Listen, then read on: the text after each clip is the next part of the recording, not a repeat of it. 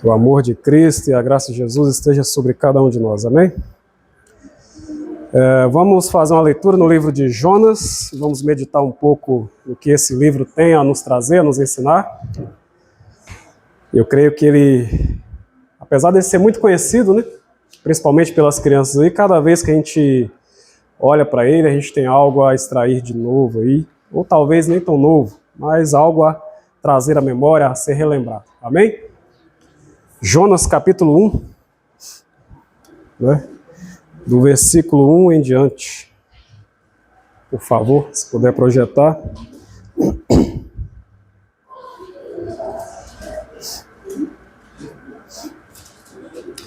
Enquanto o irmão projeta lá, eu vou lendo aqui, amém? Ora, a palavra do Senhor veio a Jonas, filho de Amitai, dizendo: levanta-te, vai a Nínive, aquela grande cidade, clama contra ela, pois a sua maldade subiu diante de mim. Mas Jonas se levantou para fugir para Tarsis, longe da presença do Senhor, e desceu a Jope, onde encontrou um navio que ia para Tarsis. Pagou, pois, a sua passagem e desceu para dentro dele, para ir com eles para Tarsis, longe da presença do Senhor. Mas o Senhor enviou um grande vento ao mar, e houve uma poderosa tempestade no mar, de modo que o navio estava a ponto de se quebrar-se. Então os marinheiros ficaram com medo e cercado, e cada homem clamou ao seu Deus, e lançaram as cargas que estavam do navio ao mar para o aliviarem. Mas Jonas desceu ao porão do navio e, deitado, dormiu profundamente. E o mestre do navio dirigiu-se a ele e disse-lhe: que tens, ó dorminhoco? Levanta-te, clama ao teu Deus. Talvez assim Deus pensará em nós, para que não pereçamos. E disseram cada um ao seu companheiro: vinde e lancemos sorte, para que saibamos por que causa este mal está sobre nós. Assim eles lançaram sorte, e a sorte caiu sobre Jonas. Então eles lhe disseram: diga-nos, lhe pedimos, por causa de quem é este mal sobre nós? Qual é a tua ocupação, de onde vens? Qual é a tua terra? E de que povo tu és? E ele disse-lhes: eu sou hebreu e temo ao Senhor do céu, que fez o mar e a terra seca. Então os homens se encheram de medo e disseram-lhe: por que tu fizeste isso? Pois os homens sabiam que eles fugiam da presença do Senhor, porque ele lhes tinha dito. Então disseram: o que devemos fazer contigo para que o mar se acalme para nós? Pois o mar estava agitado e tempestuoso. E ele lhes disse: levantai-me e lançai-me ao mar, para que ele se acalme. Pois eu sei que é por minha causa que esta grande tempestade está sobre vós. Entretanto, os homens remaram forte para trazer o navio à terra, mas eles não conseguiram, pois o mar estava agitado e tempestuoso contra eles. Por isso, eles clamaram ao Senhor e disseram: nós te rogamos, ó Senhor, nós te rogamos que não nos deixe perecer por causa da vida deste homem, e que não ponha sobre nós sangue inocente, pois tu, ó Senhor, fizeste o que desejavas. Então eles tomaram Jonas e o lançaram ao mar, e o mar cessou da sua fúria. Então os homens temeram muito ao Senhor e ofereceram sacrifícios ao Senhor e fizeram votos. Mas o Senhor havia preparado um grande peixe para que engolisse Jonas, e ele esteve no ventre do peixe por 3 dias e 3 noites. Amém? Vamos meditar um pouco, né, nessa palavra aqui. Antes de explicar um pouco sobre o contexto aqui, é bom a gente entender o porquê, né, de Jonas temer tanto a voz do Senhor e decidir fugir. Naquele momento ali, Nínive é a capital do Império Assírio, naquele momento ali da história. E o Império Sírio, ele tinha uma grande potência militar, e era conhecido por sua grande maldade, né? pelos seus grandes feitos militares. Por onde eles passavam, ficava um rastro de destruição. Os soldados não tinham pudor no que eles faziam. Eles não perdoavam ninguém. Então, quando Deus chama Jonas para ir para aquela grande cidade, pregar a palavra dele, pregar a palavra, levar arrependimento àquele povo, Jonas sente medo. Um medo muito profundo. Então, na cabeça dele, ele pensa que é possível fugir naquele momento. E ele deseja fugir, e ele foge. Então ele se levanta, arruma suas coisas e desce até Jope, né? A região portuária ali de onde ele estava. E é interessante que parece muito fácil, porque ele chega, compra uma passagem, tem um navio ali já no jeito para ele viajar, sentido contrário. Para onde ele estava indo? Ele estava na direção contrária, né, indo para Tarsis. Era mais ou menos 400 a 450 quilômetros, 4.500, né? 4.000 a 4.500 quilômetros no sentido contrário de Nínive. E ele achava que ali ele estaria fugindo da presença de Deus. Mas quando ele entra no barco, e o barco, imagino que ele já tinha navegado ali um bom trecho do mar, Deus manda um forte vento. Deus manda um forte vento e uma grande tempestade sobrevém sobre ele, sobre aquelas pessoas que estão naquele navio, e os marinheiros entram em desespero. E as coisas começam a andar tudo errado na vida de Jonas. Quando Deus chama Jonas para essa missão, Deus fala claramente com ele. A missão é clara: clamar arrependimento para aquele povo. Se o povo não tivesse tão ruim, como diz a palavra aqui, que a maldade deles tinha chegado até Deus, Deus não precisaria ter chamado um profeta. Mas Deus escolheu aquele homem para levar uma mensagem simples: arrependimento. Mas o medo que estava no coração dele fez ele seguir no sentido contrário da sua missão. E naquele momento ali, o mar se agita, o mar fica bagunçado,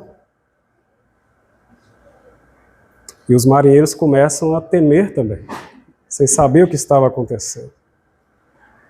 Jonas, naquele momento, ele estava tão claro da sua fuga que ele desce ao porão e vai dormir. Ele estava tão claro que cada vez que o navio avançava, ele estava longe de Deus, que ele ficou tranquilo: eu vou dormir. Estou me distanciando de Deus, está tudo certo. Mas não é assim que as coisas funcionam. Deus nos chama a ser sal e luz no mundo. Deus nos chama a uma vida de obediência. E desobedecer a Deus vai trazer tempestades sobre a nossa vida. Mateus 5, de 13 a 14, né, que vai falar que nós somos chamados para ser sal e luz no mundo. João 14, 15 nos chama a uma vida de obediência. Mas Jonas faz tudo errado. E a aplicação que eu traria nesse pedacinho para nós aqui é: nós também somos chamados a viver essa vida de obediência. Nós somos chamados a ser sal e luz. E quando desobedecemos, vai acontecer o mesmo que aconteceu aqui nesse momento com Jonas. A gente vai pôr na nossa cabeça que é possível se afastar de Deus, e a gente vai se afastar, mas as coisas vão começar a dar tudo errado, né? E Jonas esquece de uma passagem lá em Salmos, né? Salmos, cadê? Salmo 139, do 7 ao 10, se puder projetar para nós. Salmo 139, 7 a 10. Para onde me irei do teu espírito? Para onde fugirei da tua face? Se subir ao céu, lá tu estás. Se fizer na minha versão fala minha cama, né? O meu Seol, minha cama, eis que tu lá estás também. Se eu tomar as asas da alva e habitar nas extremidades do mar, até ali a tua mão me guiará e a tua destra me sustentará. Então não tem como fugir da presença de Deus. Mas Jonas pensa que pode fazer esse feito, né? Ele pensa que pode escapar de Deus. E por isso Deus envia essa tempestade para sacudir a vida de Jonas ali. Mas acontece que quando você está fugindo de Deus, você está desobedecendo a Deus, não é só você que vai sentir o tranco da coisa, né? Não é só você que vai sentir o impacto daquilo que você está tentando fugir. As pessoas à sua volta vão sofrer também. E nesse momento aqui, os marinheiros sentem a fúria do oceano. E eles clamam aos deuses deles. Até que eles encontram Jonas ali. E é engraçado que Jonas fala para eles, né? Que eles perguntam: quem é você, de onde você vem, qual que é a tua ocupação? E Jonas declara: eu sou hebreu, temo ao Deus dos céus, o Deus que fez o mar e a terra seca. Chega a ser irônico, porque ele sabe que Deus criou o mar e a terra. E ele está fugindo justamente pelo mar.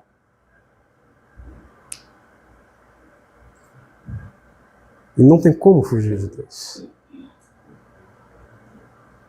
E, como eu disse, aquilo que a gente faz vai impactar na vida, né, daqueles que estão à nossa volta.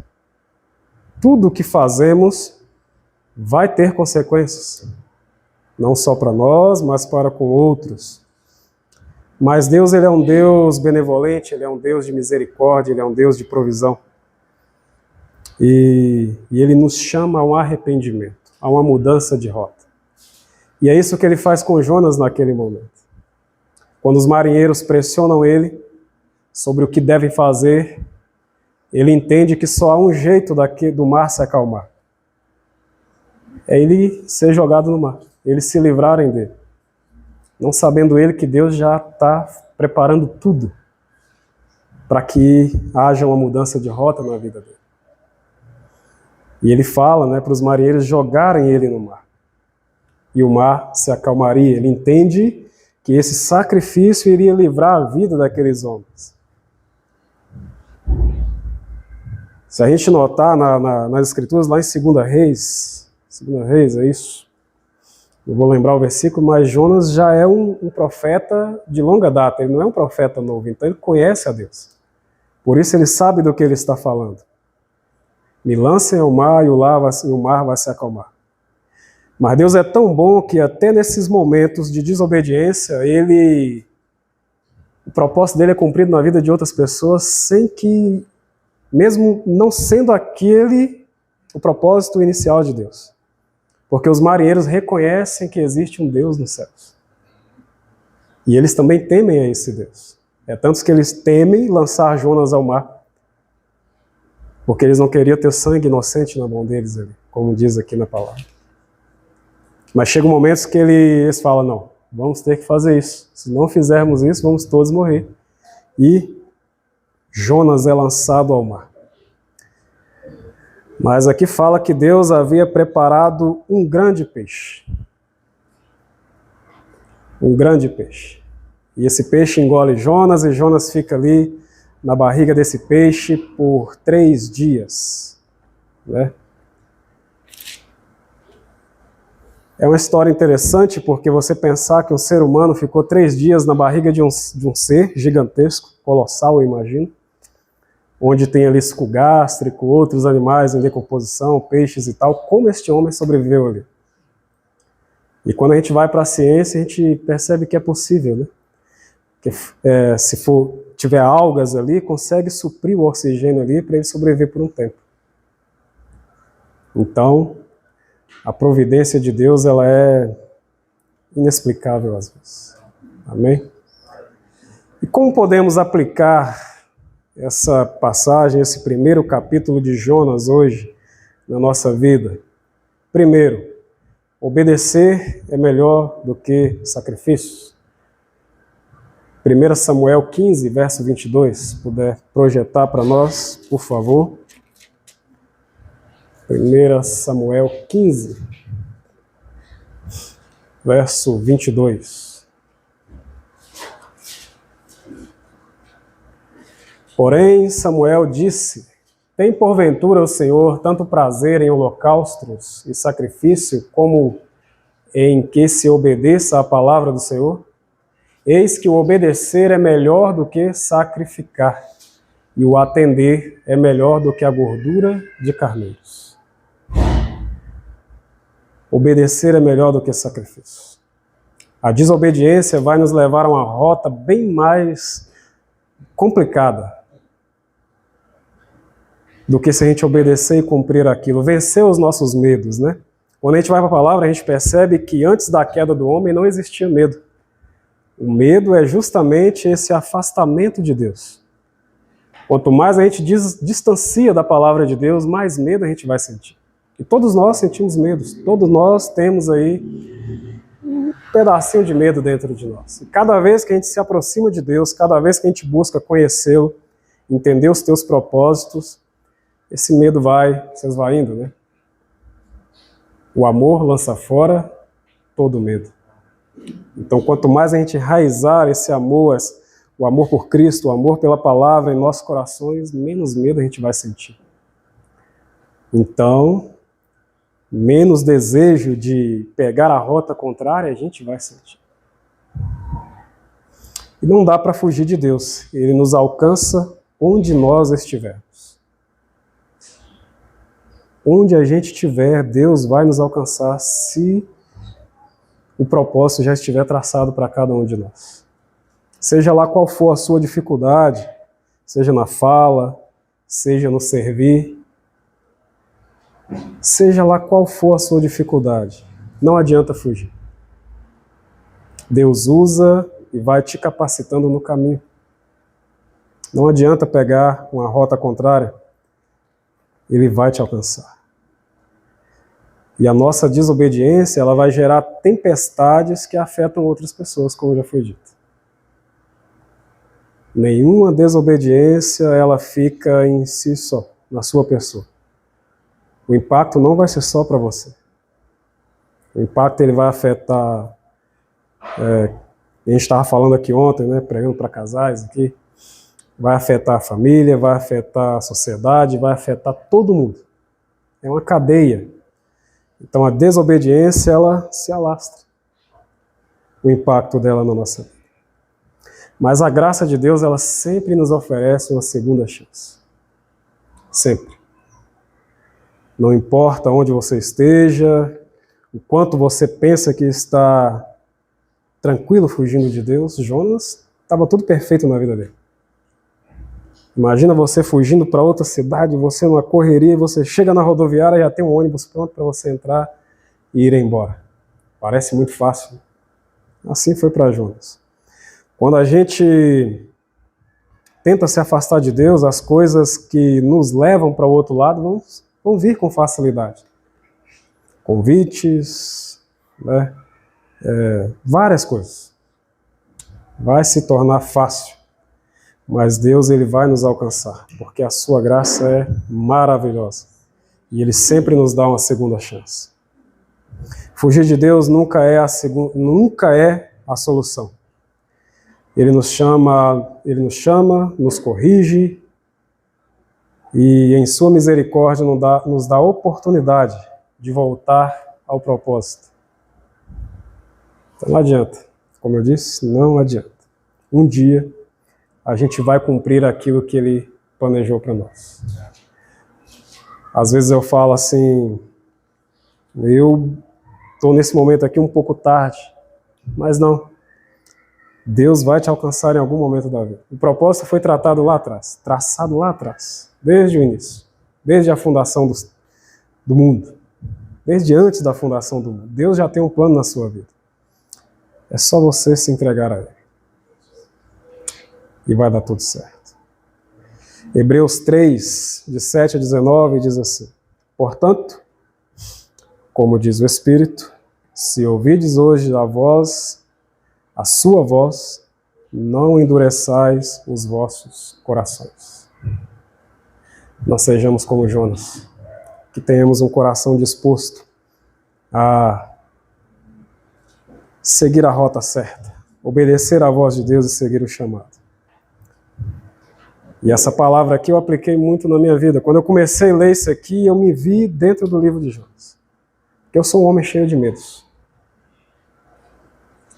Mas quando a gente começa a dar ouvido à voz de Deus, a gente se entregar a Ele, o medo vai se esvaindo e as coisas vão acontecendo devagar, mas vai acontecendo. E no tempo certo, na hora certa, os frutos serão colhidos. Amém? Vamos orar ao Senhor. Meu Deus, muito obrigado, Pai, por estarmos aqui na Tua presença para entoar louvores, para louvar o Teu nome e para meditar na Tua palavra, Deus, que é tão maravilhosa, que ela é tão grandiosa para as nossas vidas, Pai.